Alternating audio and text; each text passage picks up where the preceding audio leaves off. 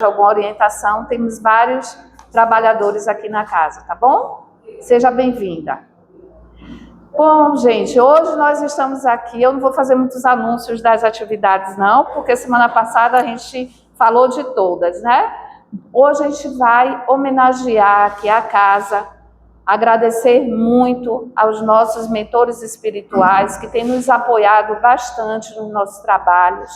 E esse novo ano de atividades, que a gente está aí verdinho aí algumas atividades, que ele seja assim um ano muito gratificante para todos nós, um ano de aprendizado, né, de boas novas, de bons convívios e principalmente de aquisição de conhecimento e prática sempre no bem. A prática da caridade é essencial para a nossa evolução, tanto como homem, como espírito também. E podemos contar com os nossos irmãos espirituais que estão disponíveis para nos ajudar nessa tarefa, que não é árdua, que é prazerosa, se assim quisermos entender e executar. E hoje nós estamos aqui com o nosso irmão James Ney Souza, que é assim um querido e tem muito tempo já nas atividades relacionadas ao espiritismo. Tem uma pessoa que está dedicando aqui um tempinho, né, para vir conversar conosco, e uma das coisas que ele vai conversar hoje, o tema principal, é amar é a única revolução. Que palavra bonita, né? Amar e colocar em prática o amor é essencial para a nossa evolução, mesmo que ela tenda a revolucionar. E é preciso essa revolução de amor, de paz, de levar aos nossos irmãos uma palavra amiga, para transformar a nossa vida e a vida do outro. Nosso irmão é um representante assim da doutrina espírita e tem uma série de atividades. Eu vou fazer uma pesca aqui, tá? Ele já me permitiu isso. Então, nosso irmão James Ney é um conferencista espírita, coordenador do Grupo Gênese, da Casa Espírita Irmã Maria das Graças, é apresentador do programa Reencontro com a Vida no YouTube, tem um canal no YouTube. E ele também ministra os cursos de palestra lá na Federação Espírita, é um dos membros também da Federação Espírita, então é uma pessoa assim que está nos dando a graça de vir trazer um pouco do conhecimento dele e abrilhantar mais uma vez a nossa doutrinária. Então, para o irmão, desejamos aí uma boa palestra, né? E para todos nós, vamos aproveitar esse conhecimento e principalmente colocar em prática, né, tudo que for aqui falado, que é essencial a gente ouvir e também praticar. Então, nosso irmão, fique à vontade. Muito obrigada mais uma vez pela sua presença. Muito boa noite, meus caros irmãos. Que o Senhor da vida nos proporcione uma busca para o nosso autoconhecimento. Confesso a vocês que eu estou muito feliz e emocionado, Tânia, porque eu estive aqui no Edgar Moon já, se eu não me engano, foi no século XX, no século passado, né? Eu tive o prazer de conhecer Castilho há muitos anos atrás, e Edgar Moon é uma das personalidades do mundo espiritual que certamente fez e continua fazendo a diferença no mundo espiritual. O nosso querido Leandro nos convidou, não é? E me deixou muita vontade para que eu apresentasse um tema. E confesso a vocês que eu fiquei imaginando o que eu poderia falar para a equipe do Edgar Moon. E nesses dias atuais que o mundo está sendo sacudido por grandes catástrofes morais e espirituais, essas guerras insanas que já vêm ocorrendo de forma muito mais intensa nesses últimos 5 anos. Então, eu resolvi falar sobre amar é a única revolução, do grande monge Anser Grum. Ao escrever este livro, esse monge alemão, em 2014, ele apresenta essa tese de um estudo aprofundado para a busca do nosso autoconhecimento. Amar é a única revolução.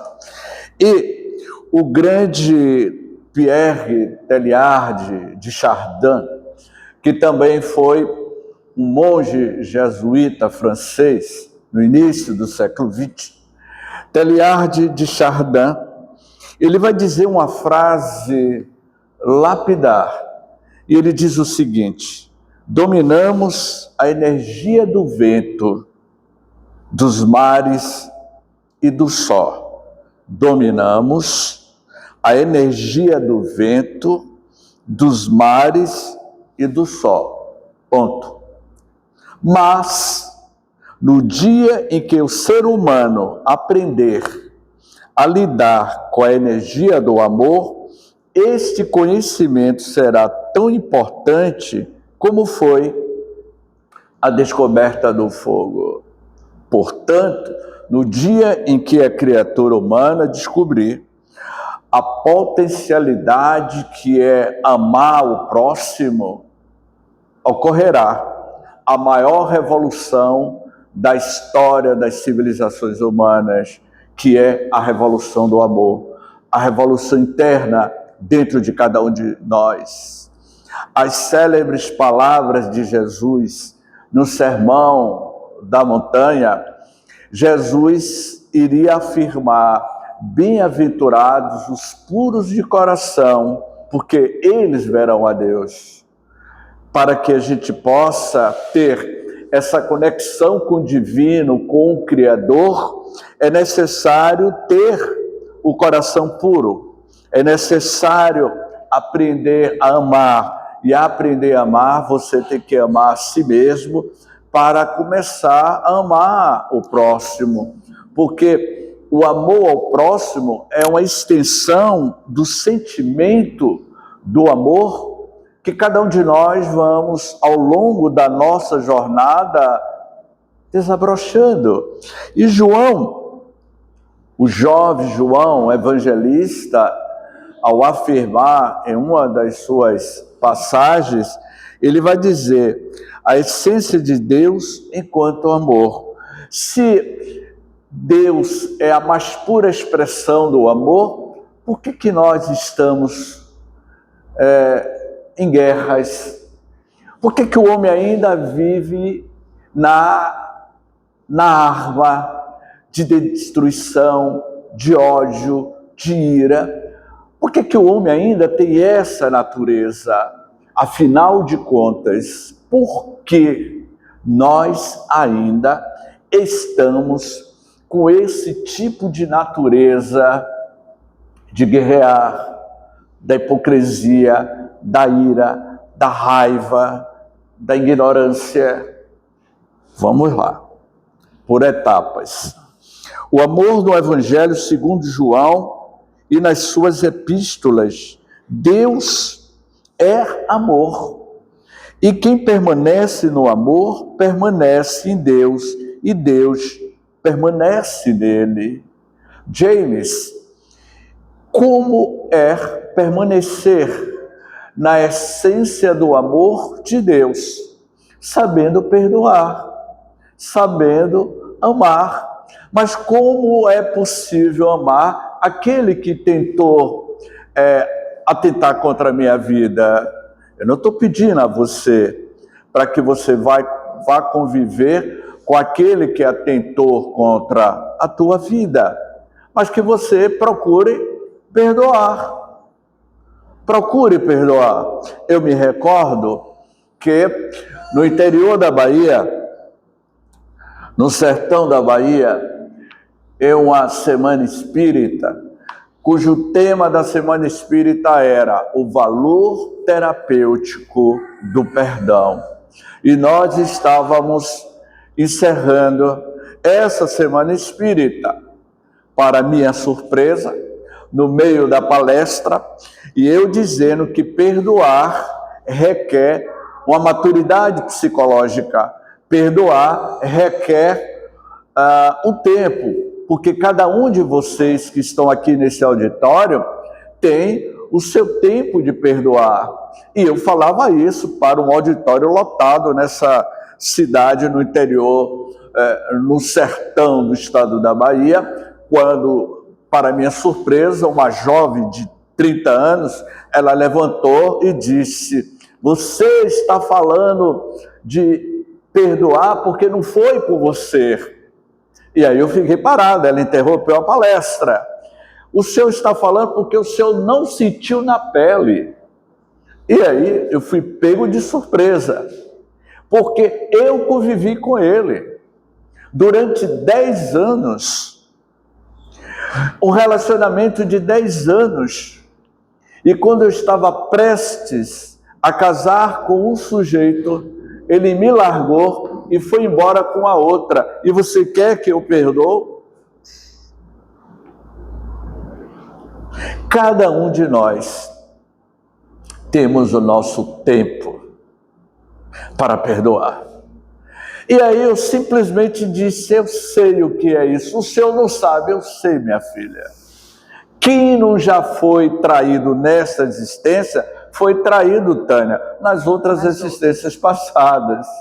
Porque a gente tem uma sucessiva experiências inúmeras. Então, perdoar requer maturidade, e quando a gente ama de forma incondicional, a gente coloca o sentimento de amor acima de tudo.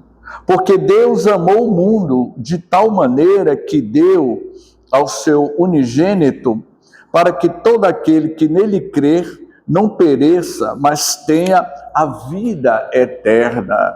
Se a gente quer viver mais, a gente tem que ser mais compassivo, compreender mais, ser mais amável, porque vivenciar os postulados da doutrina espírita, seguir, Tânia, essa bússola de orientação, não é para todos. Ser espírita não é para todos, porque todos são chamados para trabalhar na seara espírita. Muitos entram ao Centro Espírita Edgar Mon, mas vivenciar o que nós aprendemos aqui dentro da casa espírita é para poucos, porque o problema não é você ouvir as palestras. A questão não é você cantar Quanta Luz que me trouxe recordações de meu genitor. A questão é você colocar na sua vida diária o que você aprende com o Evangelho de Jesus. Lá estava James Day, numa praça de alimentação, em um shopping center aqui na capital baiana, quando eu tinha saído do banco e o gerente do banco, Tânia, cancelou meu cheque especial.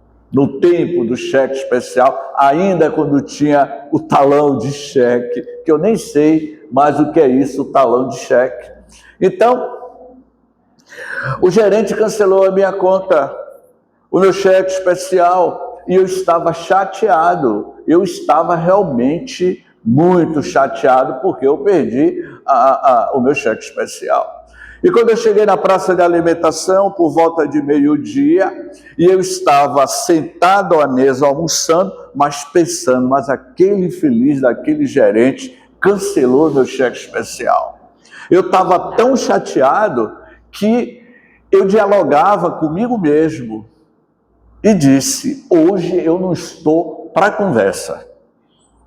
Eu estou aborrecido. Sabe quando você está aborrecido, que você não está para conversa? E eu estava almoçando. Então imagine você almoçando com pensamento negativo, que tipo de alimentação você vai estar ingerindo? Você vai estar jogando miasmas psíquicos energéticos retirados do nosso pensamento quando você está almoçando. E aí, para minha surpresa, uma senhora aparentando 70 anos de idade, ela sentou à minha frente e disse: posso sentar? Eu disse: pois não.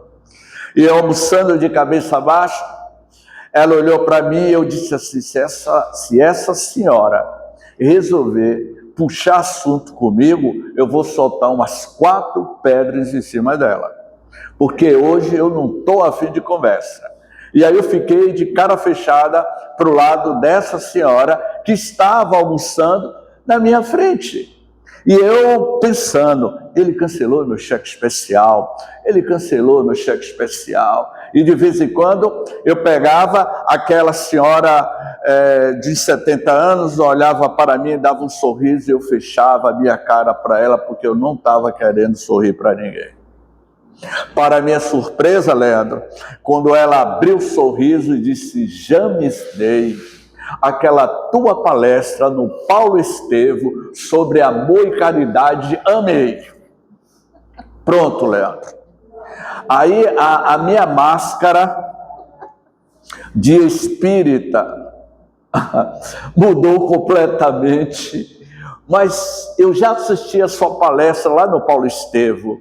A sua palestra foi magistral quando o senhor falava sobre amor e caridade. Aí eu pergunto, minha jovem, viver a doutrina espírita não é só dentro da casa espírita. Vivenciar o amor do Evangelho de Jesus não é só dentro da casa espírita, mas é no dia a dia, no cotidiano, e que nós somos testados. Inúmeras vezes nós somos testados. E aí, ele diz aqui nesse texto, além dessa afirmação pessoal sobre o amor, João acrescenta mais um enunciado: Deus é amor. E nessa experiência de Deus, acontece quando experimentamos amor em nós. Ter dignidade, respeito, compaixão, compreensão para com você mesmo. Joana de Ângeles, ao publicar o livro Jesus e o Evangelho à luz da psicologia profunda, quando se comemorou os 2000 anos do Evangelho, Joana de Ângeles, ela vai dizer: para que você possa amar a Deus, há estágios. E o primeiro estágio para você compreender e sentir o amor de Deus dentro de nós, primeiro, você tem que ter dignidade, respeito, amor para com você mesmo. Tenha a sua dignidade, tenha o seu auto-amor, o seu auto-perdão. Busque conhecer a si mesmo. Aponte o telescópio dentro de você mesmo. Hoje a gente vê que o telescópio James Webb, ele está vasculhando os confins do universo. Então, dentro de nós existe um verdadeiro universo. Aponte o telescópio e para dentro de si mesmo, para dentro de cada um de vocês, e descubra o verdadeiro universo que nós somos, para depois você começar a compreender, a amar o próximo. Amar o próximo é uma extensão dos sentimentos que você foi adquirindo ao longo da sua vida, ao longo da nossa jornada. Então, se você agora consegue amar o próximo, porque você começa a ter compaixão com você mesmo. E aí você compreende o próximo, e compreendendo o próximo, amando o próximo, agora sim, você vai amar a Deus. Porque para amar a Deus, você tem que amar a si mesmo e amar o próximo. Portanto, meus queridos irmãos, quando Anselm Grün, ele fala que o amor que parte do coração de Jesus permeia o mundo inteiro, inclusive a matéria. Esse monge Anselm Grün, ele diz algo fascinante. O amor que parte do coração de Jesus permeia o mundo inteiro, inclusive a matéria, amar a matéria, não é? Ele usa, para tanto, a palavra amortização. Todo o mundo, toda a matéria está embebida de amor. Portanto, em qualquer lugar do mundo, encontramos o amor como a mais profunda razão de ser. Eu vou aprofundar essa questão. Há 7 anos no Tibete, aquele filme, aquele clássico, quem já assistiu vai lembrar, aquele monge, o Dalai Lama, quando tinha 12 anos no Tibete, e que tinha aquele ator americano, Brad Pitt, que fazia o personagem do alpinista. Ele vai passar 7 anos no Tibete. E lá ele começa a conviver com a cultura tibetana. Em um determinado momento, o jovem Dalai Lama, aos 12 anos, ele pede ao estrangeiro que construísse um cinema, um espaço para um cinema. E ele resolveu construir esse cinema. Ele pegou uma enxada e começou a cavar para fazer as bases, para levantar os pilares para a construção de um pequeno espaço, de um cinema. E quando ele, o Brad Pitt, o ator, um personagem, estava cavando, os monges correram desesperadamente junto com Dalai Lama: por favor, pare de cavar. E ele tomou um susto, porque o personagem do Brad Pitt, ele fazia um personagem de um alpinista alemão. E ele: por que você quer que eu pare? Alto lá, pare de cavar. Não vês o que você está fazendo? Olha as minhocas. As minhocas são os nossos irmãos em evolução. Devemos ter respeito, amor para com esses irmãos inferiores que também estão em evolução.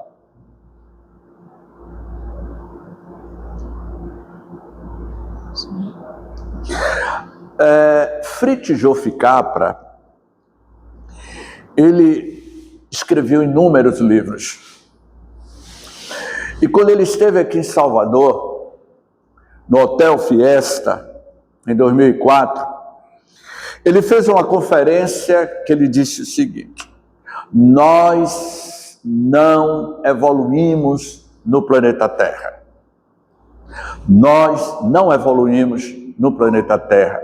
E ficou todo mundo parado, aguardando qual seria o que ele iria dizer. E ele conclui: nós evoluímos com o planeta Terra. Tudo está em evolução. Desde uma minhoca, desde uma bactéria, até o ser mais evoluído, entre aspas, que somos nós, estamos em evolução.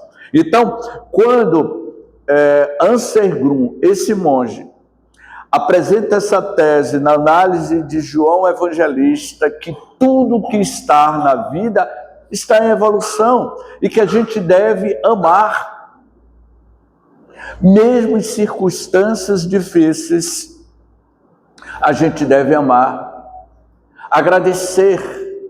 Aquele poema da gratidão de Amélia Rodrigues, o poema da gratidão.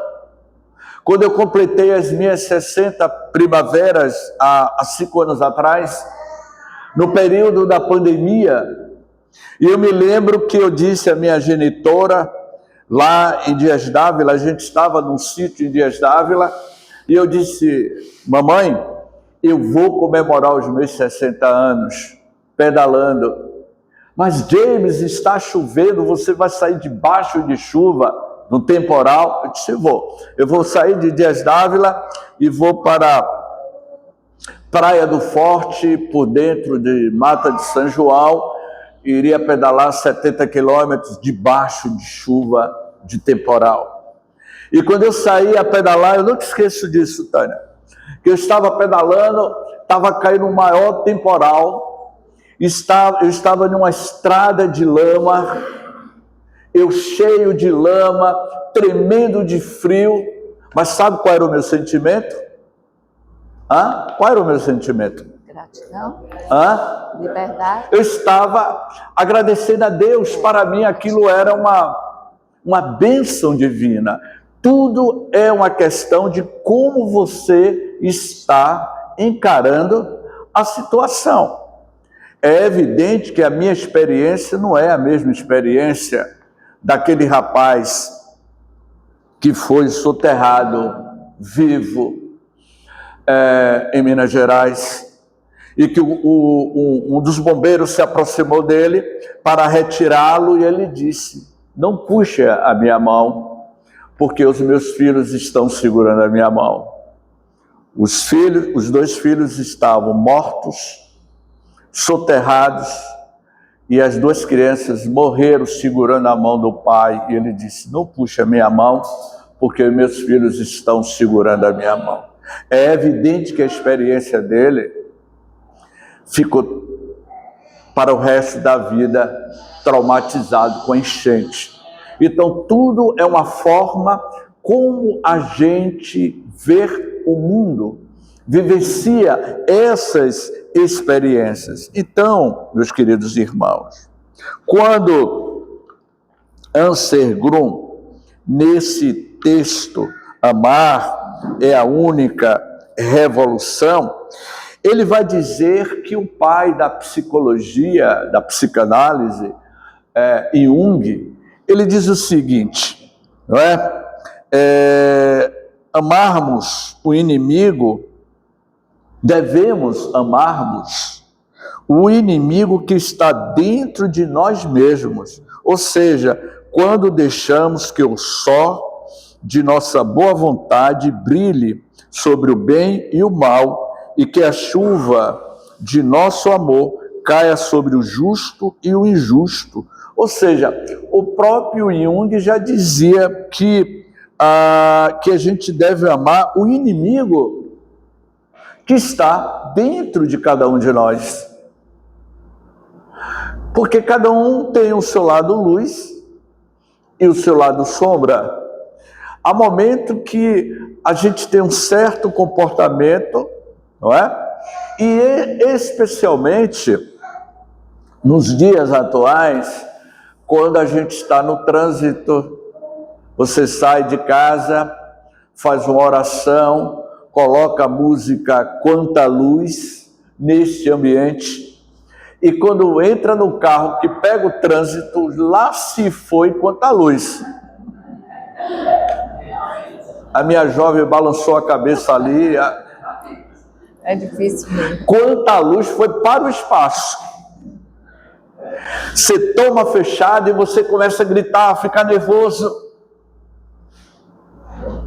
Então, meus queridos irmãos, a palavra-chave é ressignificar a nossa vida, a nossa existência, o nosso comportamento. Então, amar o inimigo que está dentro de nós mesmos. Ou seja, quando deixar que o sol ilumine a nossa mente, o nosso coração, para que a gente possa ter esse sentimento de gratidão, de bondade, de compreensão. E Anser Grum, ele vai dizendo na sua mensagem sobre a física quântica. Essa palavra física quântica eu vou traduzir para uma linguagem que minha tia, que está ali no fundo do auditório, não é, minha tia? Eu estou falando com a senhora. Sim, a senhora mesmo, que está com o lencinho na cabeça. Para que ela entenda essa física quântica. Como é o nome da senhora? Dona Tânia? Antônia. Antônia. Dona Antônia, O ser humano, nós, este corpo fantástico, esta máquina maravilhosa, que é o corpo físico, nós temos, Dona Antônia, no nosso cérebro, aproximadamente 100 bilhões de neurônios, Dona Antônia. E dentro desse cérebro de Dona Antônia, além de ter os 100 bilhões de neurônios, temos trilhões de sinapses. Sabe o que é, Dona Antônia, um neurônio e umas sinapses? Sabe o que é? Mas a senhora não vai esquecer que a senhora vai entender perfeitamente o que é um neurônio e o que é uma sinapse. Salvador é um neurônio. Lauro de Freitas é um neurônio. Feira de Santana, Dona Antônia, é um neurônio. Alagoinhas é um neurônio. A senhora é daqui da capital ou é do interior? Hã? Mas e seus pais? Sim, mas seus pais vieram da onde? Que interior, Dona Antônia? Hã? Governador Mangabeira é um neurônio. Paulo Afonso é um neurônio. São Paulo, todas as capitais do Brasil são neurônios. Aí eu pergunto, Dona Antônia, para a senhora ir para a Feira de Santana, que é um neurônio, Salvador outro neurônio, a senhora tem que pegar o quê? Uma estrada, a BR-324. As BRs, as estradas, são as sinapses. Então, o que liga um neurônio a outro são as sinapses. As sinapses são as estradas e os neurônios são as cidades.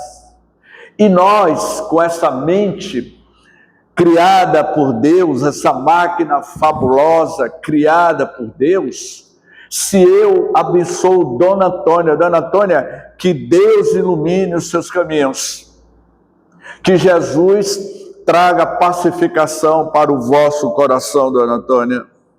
Então, no momento que eu estou estendendo esse sentimento de amor, de carinho para com todos, esses bilhões de neurônios está explodindo de energias positivas. A senhora entendeu agora, Dona Antônia? Eu só vou sair daqui, eu vou sair daqui 1h da manhã, depois que Dona Antônia entendeu. Eu deixo o resto para que Tânia lhe explique depois. Então, o corpo reage às nossas emoções. Se eu estou sempre, Dona Antônia, amando, sendo grato, é evidente que o nosso sistema imunológico vai ficar muito mais fortalecido. A aura, a energia que aure de cada um de nós vai fortalecer o nosso sistema imunológico. Então, quando você está tomando um passe ou está bebendo uma água fluidificada, a equipe espiritual está colocando ali a bioenergia, a transfusão energética. Então, a física quântica é mais ou menos isso, Dona Antônia. E que ele diz assim, vejamos em primeiro lugar a física quântica. Hoje em dia, ela abre a nossa visão para o fato de que, no fundo da matéria, predomina uma espécie de amor, pois as partículas, as células que tem dentro de cada um de nós, ela reage às nossas emoções. Olha que coisa bacana. Reage. O corpo fala. As nossas emoções predominam uma espécie de amor, pois as partículas revelam, de alguma forma, tomar conhecimento uma da outra. Ou seja, as nossas células se comunicam uma com a outra quando você está de bem com a vida. Quando você está com raiva, com ira, Qual é o sentimento energético que você está atraindo para você? E que isso vai lhe trazer um desequilíbrio psicossomático, emocional, não é? E aí ele diz assim, lá existe entre elas uma inteligência não causal, não localizável, ao que tudo indica, há um campo universal em que tudo está interligado. Em última instância, a energia que interliga todas as partes é o amor. Todas as energias que nos ligam é o amor. O amor como revolução. Quando o amor esteve na Terra, quando o amor esteve na Terra, na presença do Espírito mais perfeito que colocou as suas pegadas sobre a face da Terra. Era o mês de março, início da era Nissan, em hebraico. Era uma manhã ensolarada, o irmão Sol brilhava como nunca, o espelho d'água do mar da Galileia refletia a paisagem das cidades ribeirinhas da Galileia. Aquele jovem notável de 1,70 m de altura, cabelos cor de ambar encaracolado, usando a sua túnica, ele caminhava descalço, pisando sobre os seixos, as pedras da orla marítima da Galileia, o mar de Genezaré. Naquela manhã que iria mudar o destino da história da humanidade, aquele jovem rapaz caminhava em direção a uma barca que acabara de chegar de uma das suas pescas. E lá estava um grupo de pescadores, entre ele o jovem João, Pedro e outros que mais tarde se tornariam discípulos de Jesus. Jesus se aproxima e aquele rude pescador, Simão Pedro, com a sua túnica suja de escamas, exalando o odor do peixe, ele se aproxima e pergunta a Simão Pedro: Simão Bar-Jonas, tu desejas pescar almas para o reino da casa de meu pai? E naquele momento Simão Pedro não sabia de quem se tratava, mas foi envolvido pelo poder do magnetismo de Jesus, e ele responde: sim, Senhor, quero pescar almas para o teu reino. Daí em diante, a vida daqueles pescadores e a vida de Jesus seria uma trajetória de trazer a luz para a humanidade. Quando o amor esteve na terra, iria durar exatamente 3 anos.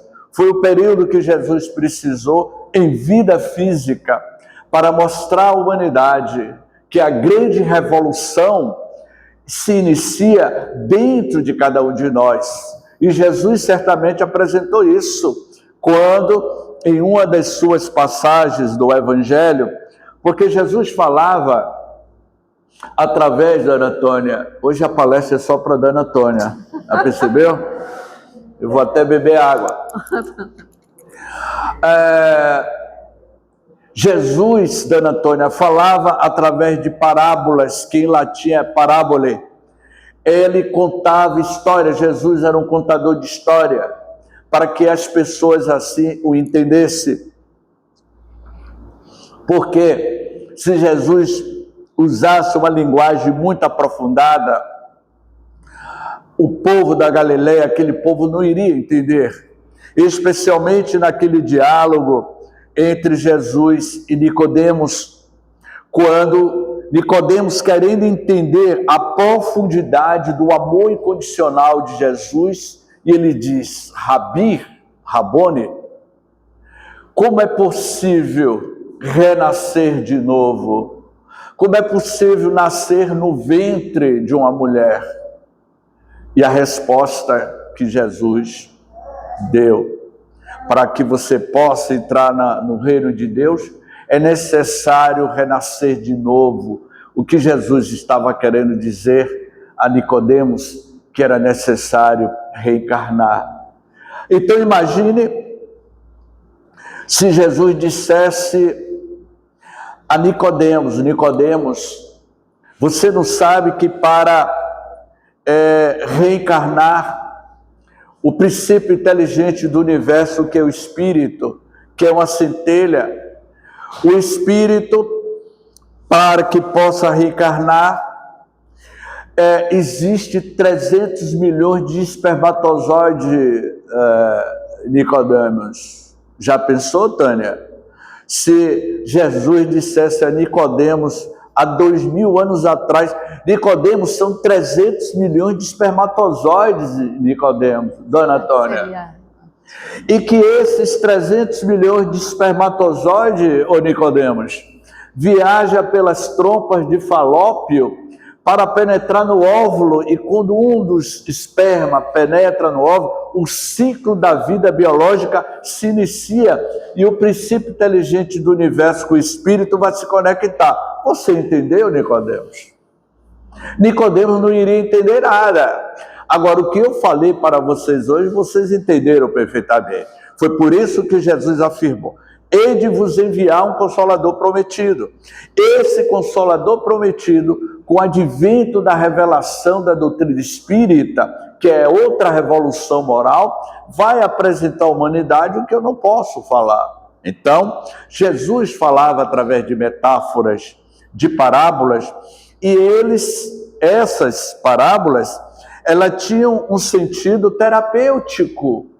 Todas as parábolas de Jesus, elas estão interconectadas, como, por exemplo, a parábola da porta estreita, junto com a parábola de que muitos são os chamados, poucos são os escolhidos.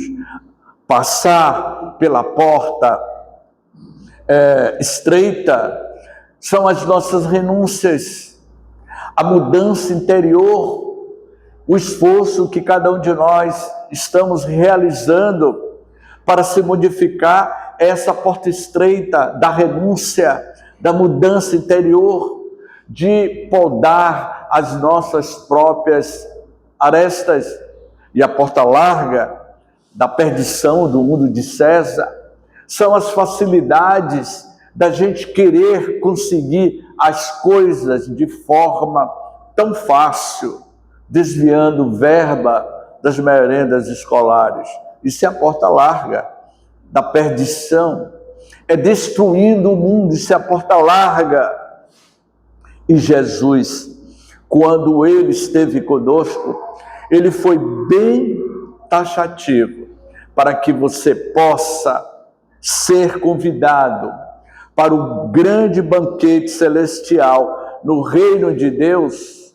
É necessário que você esteja com a roupa, com a núpcia especial, porque todos nós somos chamados para este grande banquete da revolução espiritual, mas nem todos que se diz Senhor, Senhor, poderá fazer parte deste grande banquete, porque há uma necessidade de mudança interior. E vocês não estão percebendo isso? Que todos estamos sendo convidados ou convidadas a participarmos desse grande banquete. O banquete com a roupa nupcial não é a roupa de debutante, não é uma roupa de casamento, mas é a roupa espiritual, a sua mudança interior.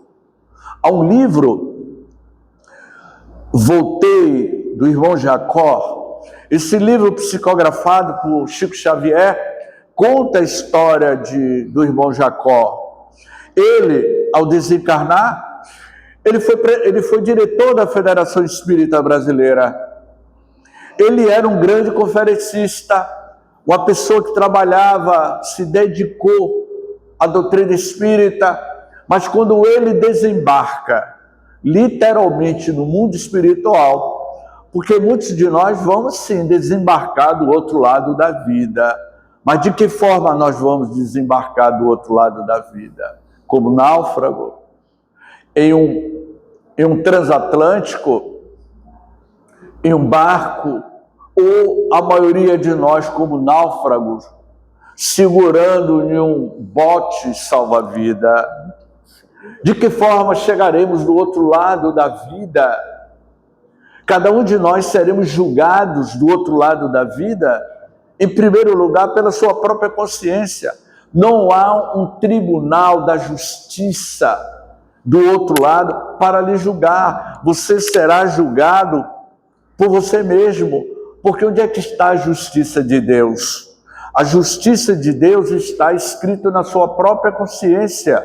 É a tua consciência que vai lhe dizer aonde você vai estabelecer os seus primeiros momentos, os seus primeiros instantes, quando chegar do outro lado da vida.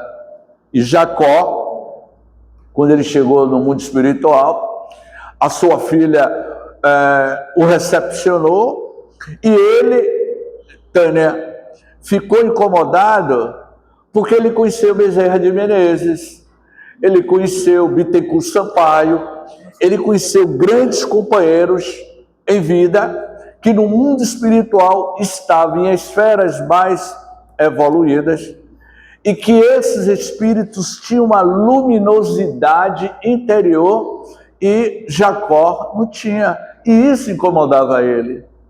Ele conversava com a filha: mas por que eu não tenho a minha luz? E quando eu vejo esses outros amigos que conviveram comigo na terra, todos eles irradiam uma luz. E por que eu não tenho a minha própria luz interior? Esse que é o banquete celestial.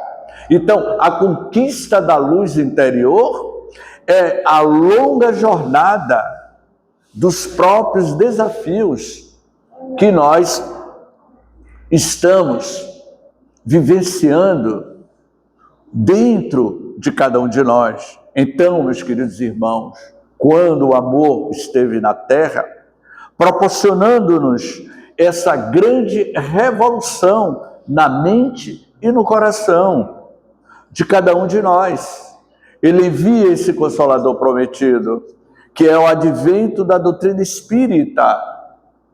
A doutrina espírita, ela veio para ressignificar a nossa vida, o nosso comportamento, e percebermos que hoje nós sofremos nas nossas crises existenciais a dor da alma, da depressão, da tristeza, da melancolia. É porque a gente está sendo cobrado de uma sociedade, dessa sociedade que diz que você, para ter uma autoprojeção na sociedade, você tem que ser melhor do que o outro. Você tem que, como aconteceu recentemente, um amigo meu, eu perguntei a ele: me ensina aí usar esse Instagram para colocar, como é que chama? Quem é ligado aqui? Dormiu bem? Não, mas tem uma coisa ainda mais profunda, é colocar rios. Eu disse: como é esse negócio do rios? James, eu não vou te ensinar. Eu disse: por quê? Rapaz, você colocou aí, você fez um efeito, agora com a IA, a inteligência artificial, não é? Você coloca o negócio assim: rapaz, me ensina. James, eu não vou te ensinar. Mas por que você não vai me ensinar? Não, você tem que quebrar a cabeça. Eu vou até beber água.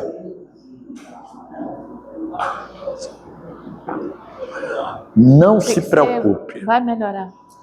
Eu reencarnei no século XX. Eu já estou no século XXI. E eu tenho certeza que eu estou acompanhando todos esses desenvolvimentos tecnológicos. Uma semana depois, minha amiga, cheguei para ele: aqui, aprendi mexer no Instagram, aprendi a fazer a inteligência artificial. Mas, Jamie, você conseguiu? Claro. Isso se chama egoísmo. Não é isso? Não foi isso? Egoísmo. Eu tenho o prazer de ensinar, Dona Antônia. Eu gosto de ensinar. Eu gosto de levar mensagem. Não coloqueis a candeia debaixo do alqueire. Não retenha o seu conhecimento. Dai de graça o que de graça cada um de nós recebemos. Então, amar o próximo é desenvolver esses sentimentos. Portanto, meus queridos irmãos, a mensagem que eu deixo: amar é a única revolução. É que a gente pare e comece a ressignificar a nossa postura, o nosso comportamento diante do próximo, diante daquela pessoa que precisa ser amada. E nunca ser arrogante, de querer humilhar o próximo, de achar que é melhor do que o outro, porque todos nós somos irmãos em humanidade. Que tenhamos compreensão, paciência, especialmente com aquela jovem, lá no hotel Iberostar, na linha verde. Eu estava hospedado no hotel Iberostar, com a equipe de colegas. E eu fui à sala de imprensa. Eu estava de sandália havaiana. Eu estava com a bermuda, aquelas bermudas rasgadas. Eu estava usando uma camisa azul polo, desgastada. Eu estava todo azulão e ainda com boné azul, de sandália havaiana. E o diretor me disse: James, vá lá na sala de imprensa e veja o que você pode adiantar. Mas eu estava toda à vontade, dentro de um hotel em Iberostar, um hotel de 5 estrelas. E fui. Quando eu cheguei na sala de imprensa, tinha uma jovem usando um vestido vermelho, um salto alto, Luiz XV, toda arrumada, na recepção, na porta, na entrada. Eu dei bom dia para ela e ela disse assim: o senhor, por favor, aguarde. E você sente a vibração quando alguém olha para você de cima para baixo. Negro como eu sou, nós vivemos em um estado, numa capital onde tem o maior número de afrodescendentes do Brasil, e o preconceito racial ainda é muito atuante aqui dentro do nosso estado da Bahia.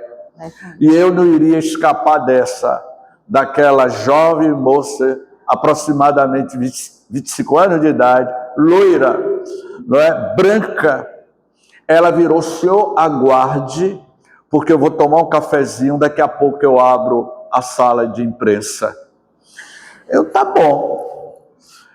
Eu fiquei do lado de fora, Dona Antônia, aguardando a senhora chegar, a senhorita. E quando ela chegou, Dona Antônia, ela abriu a porta e foi me dizendo: olha, o senhor pode começar a faxina pelo banheiro, a vassoura está ali, o senhor pode pegar. E ela olhou para mim e achou que eu era o faxineiro, Dona Antônia. Eu olhei para aquela jovem, loira, branca, de um salto de Luiz XV, toda arrumada com batom vermelho, autona. E eu disse: eu vou dizer algo que cada um de vocês já disseram, mentalmente, mas já falaram. Você sabe com quem você está falando? Alguém aqui não já pensou assim? Você sabe com quem você está falando? Eu pensei, Dona Antônia, eu disse assim: Será que essa sujeita dessa garota sabe com quem ela está falando? Porque as pessoas lhe julgam pela aparência. Eu virei para a jovem e disse: minha filha, ela tinha idade de ser a minha neta. Minha filha, até que no meu apartamento eu faço tudo isso, mas aqui a minha posição é outra. O senhor me desculpe, o senhor é o senhor Jamisney? Sou eu mesmo. Ô, senhor Jamisney, me perdoe, mas o estrago. Eu não guardei mágoas. Não senti, não procurei ser melhor do que ela. Eu procurei compreendê-la, porque existe na nossa vida uma lição, e ela teve a sua lição. E durante o final de semana que eu fiquei nesse hotel, ela vinha assim: Tânia, seu dia, não sei o que, um cafezinho. Eu olhava para a cara da sujeita. Não sei o que, um cafezinho? Porque não julgue. Jesus, ele veio à terra em uma família de um carpinteiro. O primeiro exemplo da revolução que Jesus apresentou para a humanidade é a revolução da humildade. Ele nasceu numa manjedoura, numa estribaria. Ele foi uma pessoa simples. Jesus não tinha avião, jatinho de 100 milhões de reais. Jesus não tinha uma igreja de 600 milhões de reais. Jesus não montou um cenáculo que cada cadeira custou $2.000.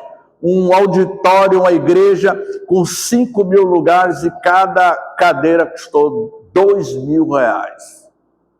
Jesus não precisou nada de ostentação.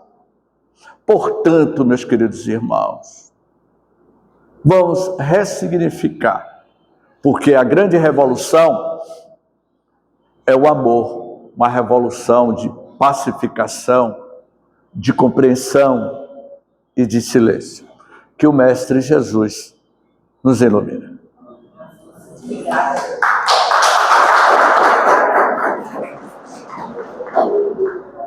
Preciso agradecer, né, ao nosso irmão por essas palavras, essa palestra, que nos desperta, né, sim, a análise que devemos fazer no nosso dia a dia, no nosso comportamento e como estamos colocando isso em prática. Então, aqui hoje tivemos assim, vários exemplos para poder usarmos no nosso